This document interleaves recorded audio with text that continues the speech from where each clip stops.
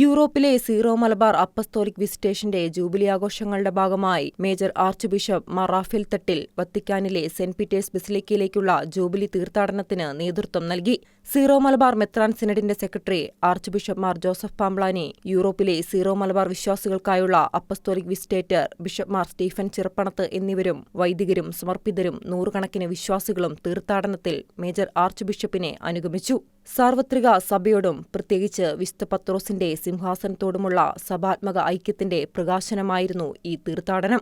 ആഴമായ പ്രാർത്ഥനാഭാവത്തോടുകൂടി major archbishop Mar Raphael Thattil Saint Peter's ബസിലിക്കയിലെ വിശുദ്ധ കവാടത്തിലൂടെ പ്രവേശിച്ച് തന്റെ അജപാലന ശുശ്രൂഷയ്ക്ക് ഏൽപ്പിക്കപ്പെട്ടിരിക്കുന്ന സീറോ മലബാർ വിശ്വാസികൾക്കായി ദൈവത്തിന്റെ സമൃദ്ധമായ കരുണയും കൃപയും അപേക്ഷിച്ചു. തീർത്ഥാടനത്തെ തുടർന്ന് സെന്റ് പീറ്റേഴ്സ് ബസിലിക്കയിൽ മേജർ ആർച്ച് ബിഷപ്പ് പരിശുദ്ധ കുർബാന അർപ്പിച്ച് സന്ദേശം നൽകി.